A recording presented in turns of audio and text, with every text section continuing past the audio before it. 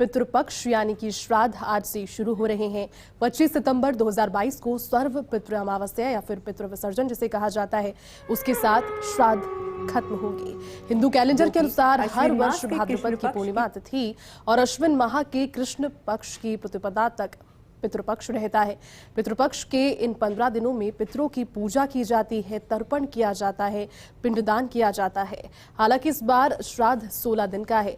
इस बार इसके 16 दिन होने की खास वजह भी आपको बता देते हैं।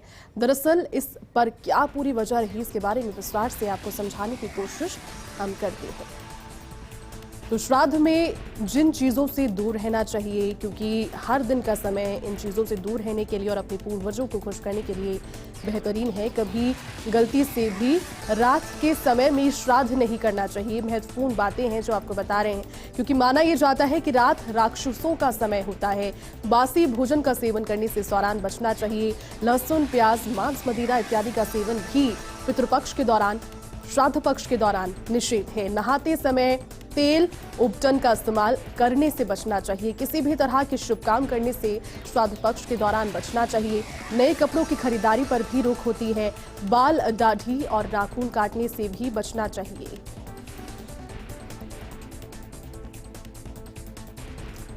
और चलिए हमारे सहयोगी अनिल का रुख कर लेते हैं। तीर्थराज पुष्कर से हमारे साथ में इस वक्त लाइव जुड़ चुके हैं। अनिल, देखिए आज से शुरू हो गए हैं श्राद्ध पक्ष और आगामी 25 सितंबर तक रहेंगे। पुष्कर की अगर बात करें तो तीर्थराज कहा जाता है, यानी कि कई क्षेत्रों से लोग पहुंचते हैं अपने पितरों के तर्पण के लिए वहां पर, और पिंडदान वहां पर होता है।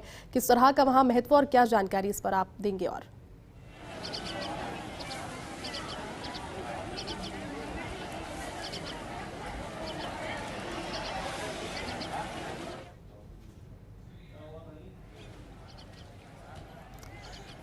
देखिए 25 सितंबर तक सर्व पितृ अमावस्या के साथ में ये श्राद्ध पक्ष समाप्त हो जाएगा।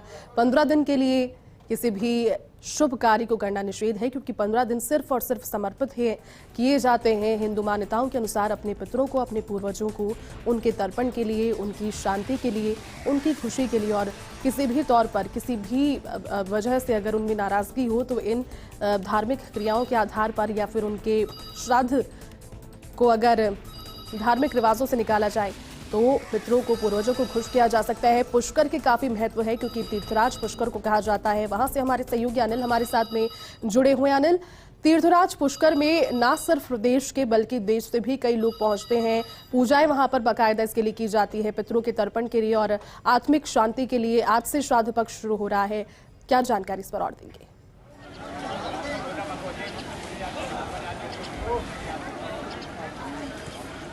जयती, आपको बता दूं कि तीर्थराज पुष्कर एक विशेष महत्व रखता है श्राद्ध के दौरान। यहाँ 7 कुल का श्राद्ध किया जाता है, जैसे नाना नानी, मामा मामी, बुआ, माता पिता सहित इन सभी जो 7 वंश होते हैं, 7 वंशों का यहाँ तर्पण किया जाता है, पिंडदान किया जाता है। पर पुष्कर सरोवर में प्रदेश से ही नहीं, पूरे देश भर से लोग यहाँ आकर भगवान पुष्करराज के सरोवर पूजा अर्चना करते हैं, पिंडदान करते हैं या ब्राह्मणों को भोज करवाते हैं, गायों को चारा डलवाते हैं। इस 15 दिनों के दौरान दान पुण्य का दौर जारी रहता है। अब मैं इस वक्त खड़ा हूँ पुष्कर के ब्रह्म घाट पर। आप देख सकते हैं कि सरोवर पर सुबह से ही श्रद्धालुओं का तांता शुरू हो चुका है। श्रद्धालु यहाँ आते हैं, पवित्र सरोवर में स्नान करते हैं। स्नान करने के बाद यहाँ का जो महत्व है, पुष्कर में इकलौता राजस्थान का एक ऐसा तीर्थ सरोवर है कि आदिकाल से यहाँ श्रद्धा के साथ लोग श्राद्ध कर्म करने आते हैं। प्राचीन ग्रंथों की अगर यदि माने, तीर्थराज पुष्कर में दान पुण्य करने का और श्राद्ध पक्ष के दौरान तर्पण करने और अपने वंश के लिए सुख शांति और अपने जो पूर्वज है उनके लिए,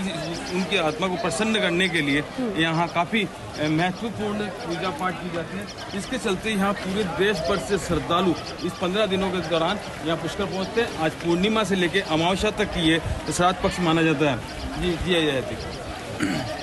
जी बिल्कुल अनिल, और तस्वीरें आप दिखा भी रहे हैं। पुष्कर घाट पर आप मौजूद हैं लगातार। देखिए वहां पर मान्यताओं की जिस तरह से आप बात कर रहे हैं, ना सिर्फ प्रदेश से बल्कि शास्त्रों के कहे अनुसार उसे भी एक जगह बताया गया है कि तीर्थराज पुष्कर में जाकर अगर भूले हुए पूर्वज हैं जो कि नाराज चल रहे हैं, किस तरह का पितृदोष है, तो यहाँ पर आकर निवारण उसका काफी हद तक हो जाता है। कई लोगों ने इसको लेकर के अपनी बातें भी कही है धार्मिक मान्यताओं के अनुसार।